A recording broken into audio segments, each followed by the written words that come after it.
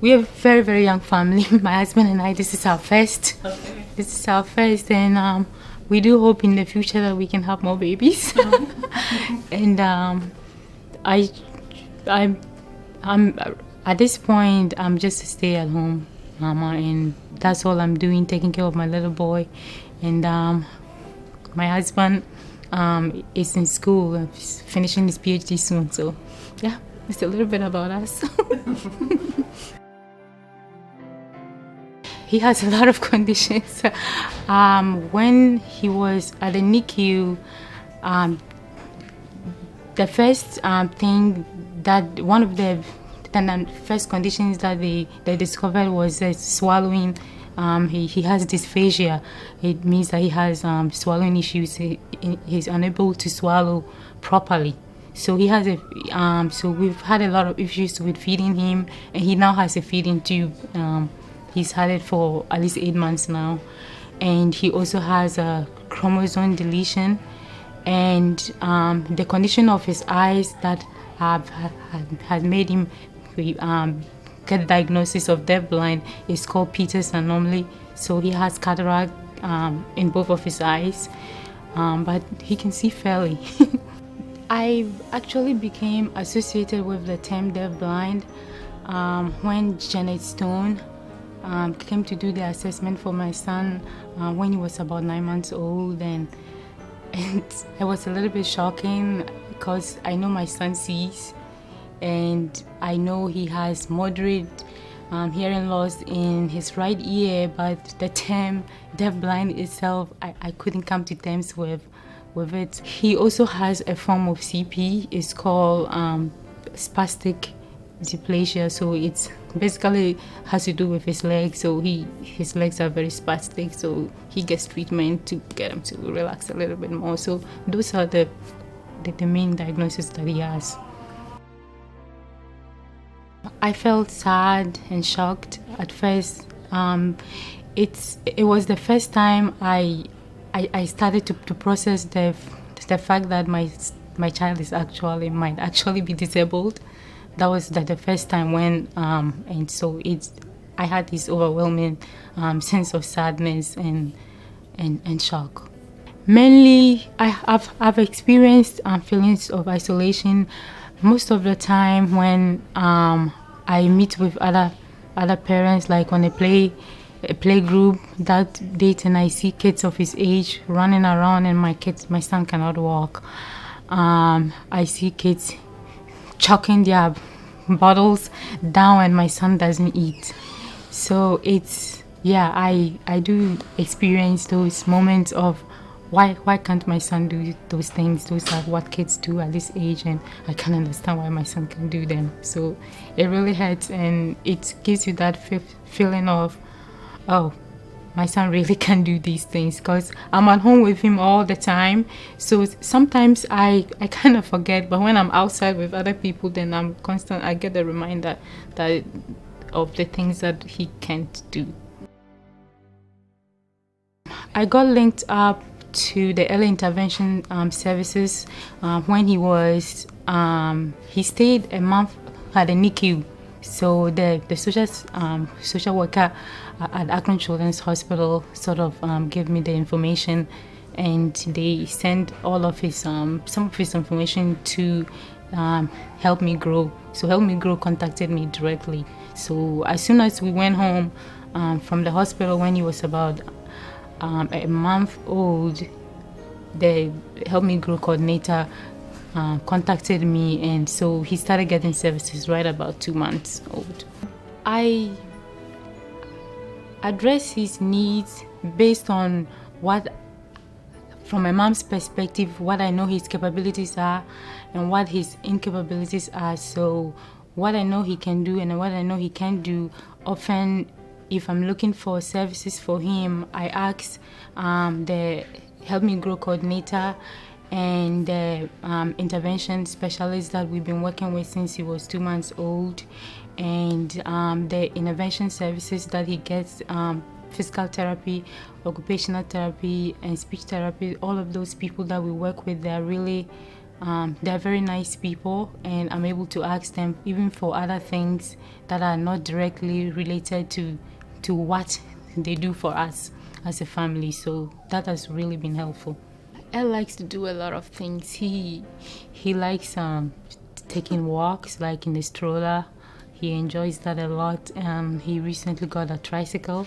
He really likes to be on it and go, go, go. That's what he says, go, go, go. And he likes car rides. Yeah, so yeah, he enjoys a lot of movement. What he can do with his legs, he wants people to do for him. Yeah. In the beginning, I sought support mainly from the early intervention people who were coming to our home, because we were getting the home-based service basically in the beginning. So I used to ask them a lot of questions, and since last year I've found other forms of support online. There are a lot of moms and support groups for all of the other conditions that my son had. So I have found support in all of these mom groups with special needs group online. It's really been helpful. I would say that reading and then meeting, not face to face, but having the opportunity of talking to other parents who have similar issues that my son has, it gives me a sense of hope and a sense that in spite of all these issues, that there's hope, there are services, there's help, and there's light at the end of the tunnel. So most of the services that he needs through early intervention, and he has a lot of doctors. I always say he sees almost everybody at children's. He sees all the doctors at children's, and the only other doctor that we may need on our team will be a developmental pediatrician, which we're going to see one soon. So I think with that, our team should be pretty complete. Usually, the early intervention specialist, she usually sends me all of the information, that stuff that they are going to be asking about and stuff like. So I get the opportunity of sitting and thinking about what he's doing at that particular time. So when we meet with the team, it's usually maybe 20 minutes and everything gets done, because I've already had a chance of going over them and stuff like that. So it has always been easy. The only thing that the Help Me Grow coordinator that I've been working with has told me that might be different will be meeting directly with the school district, because what I've been getting so far is just the people coming to my home and we'll discuss stuff and things like that, but we'll have to look for a location and meet with people from the school district. So I'm just hoping that it won't be complicated. I know working with school district there's politics everywhere. I just don't want to deal with that. Yeah. What I've learned about IEPs that's making me nervous, most especially, is that if your child has certain type of diagnosis and you're working with a certain school district, that your child may not get all of the services that he needs. That's what I'm most nervous about.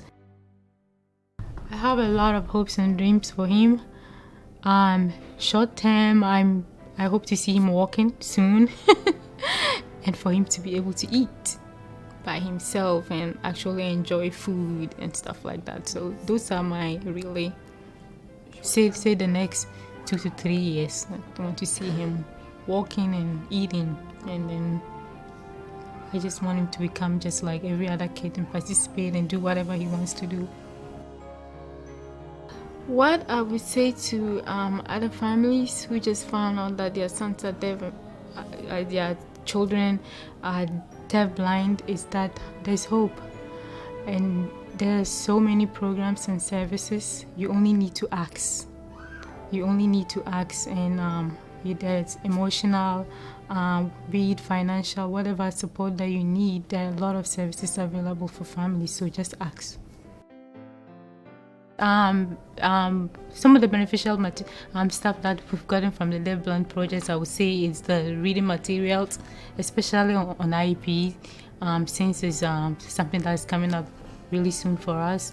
Earl will be starting preschool in March. That's when he turns 3. So that has really been helpful, and the other materials that we just got will be helpful also in putting together everything that we need to for him to start preschool.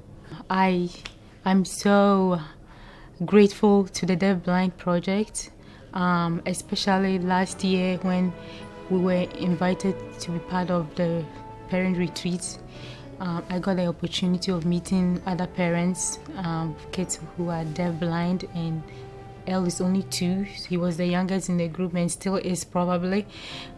So I got the opportunity of talking to other parents whose kids are older and what they've been through. So I'm so grateful for the opportunity of being part of that retreat and meeting with other parents. And I'm hoping that in the future I'll be able to do other things with the Deafblind Project. Thank you so much.